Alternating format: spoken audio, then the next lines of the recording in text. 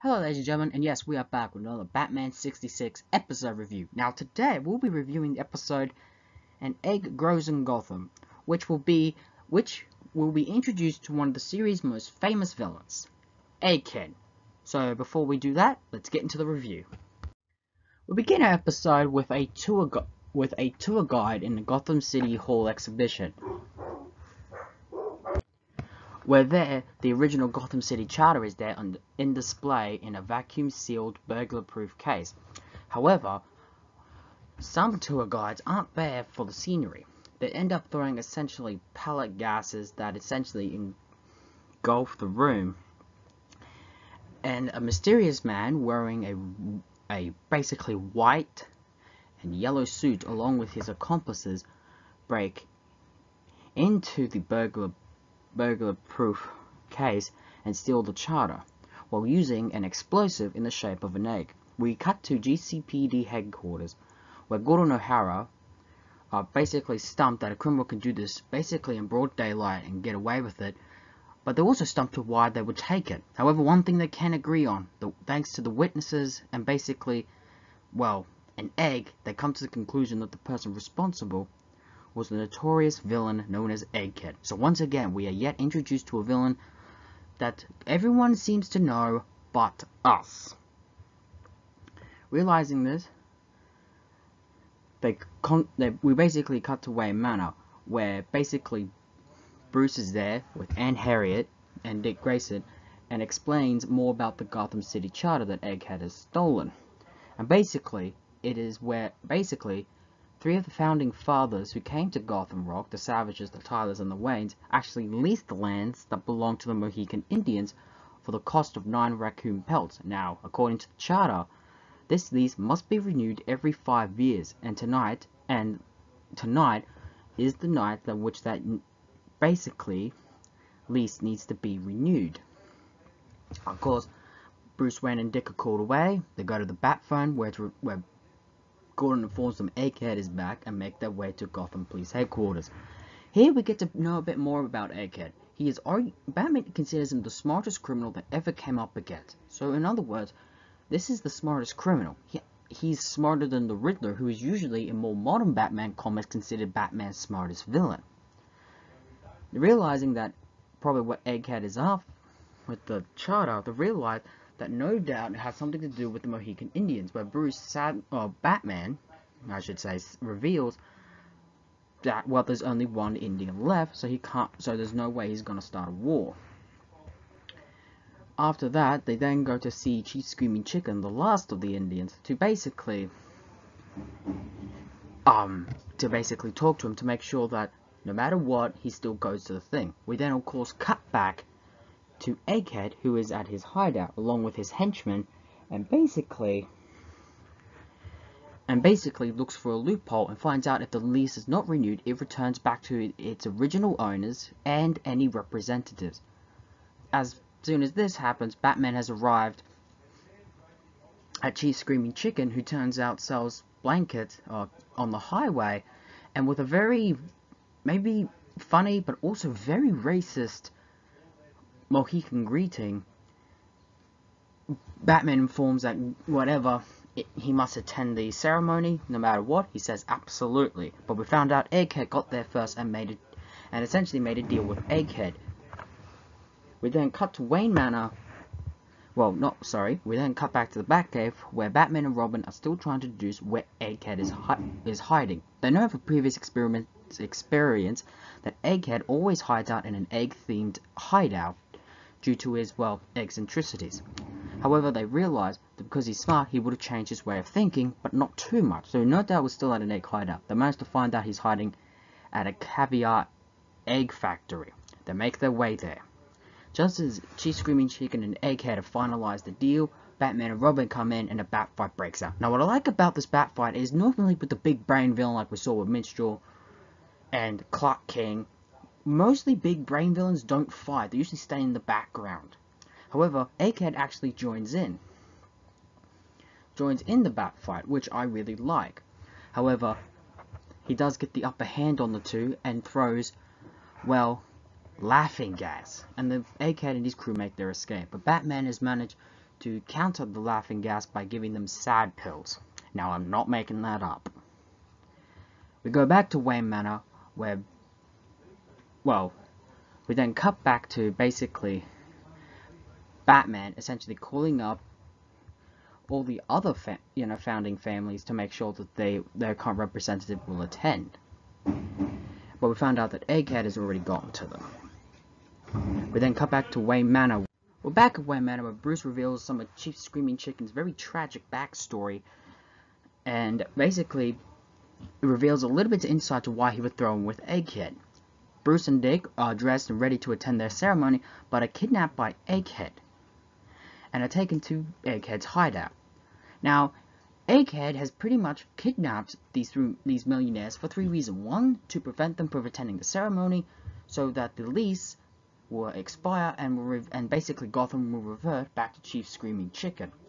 2nd, he's also there to find out that which one of these millionaires is Batman. He's managed to deduce that due to Batman's basically gadgets, he must be a millionaire. And he's deduced that these 2 millionaires don't fit the profile, and based on pure deduction alone, he guesses that Bruce Wayne is possibly Batman. So what he plans to do? Well, basically Egghead has got Bruce in this brain device, where essentially he plans to use it to basically peek into Bruce's head and find out if he's Batman. But there's a catch. The device sucks out all the information into Egghead's brain. So not only will he be able to find out Bruce is Batman, it will leave him as an empty shell. And that's where we end our episode. Nothing really noteworthy in the cast really changes. Chief O'Hara and Commissioner Gordon are basically still the bumbling policemen as ever.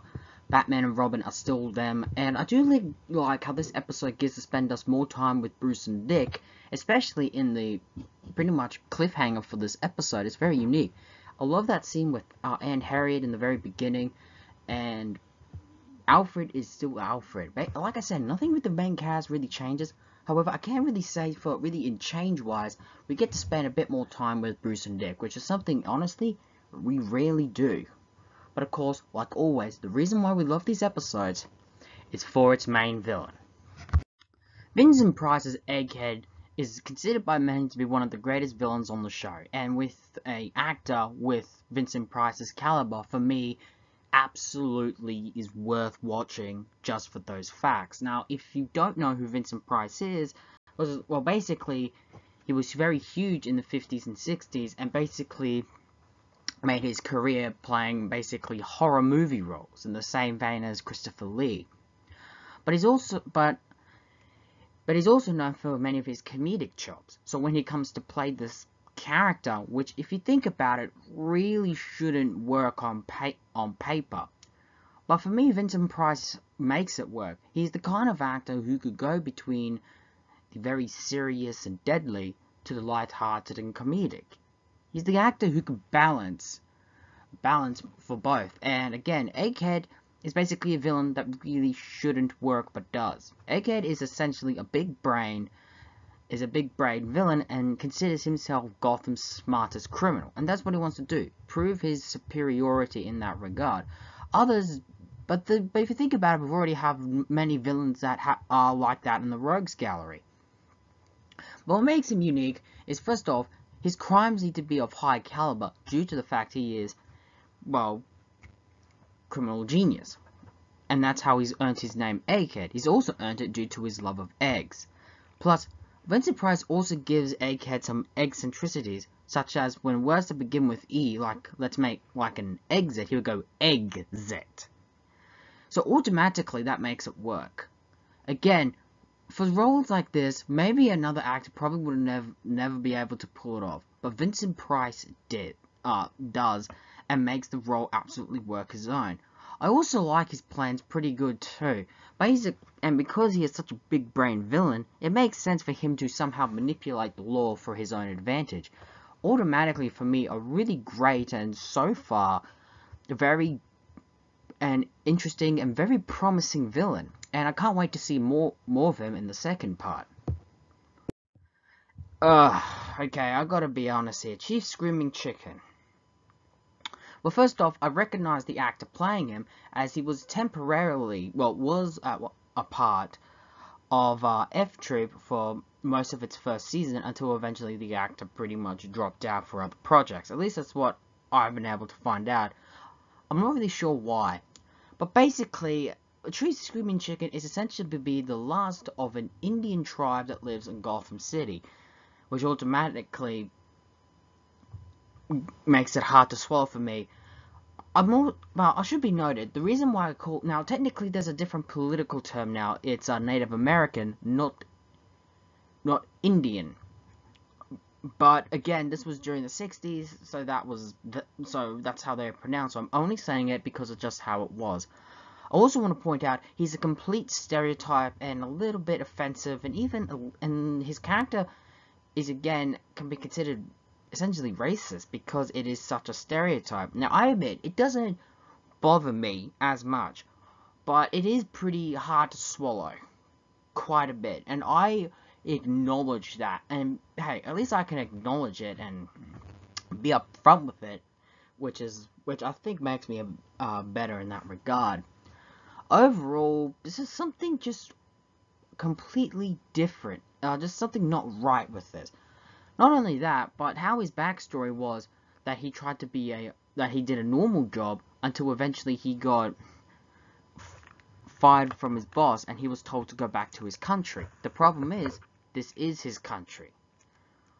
That is an interesting story, but I wish they could have just humanized him and made him an actual person and not a stereotype.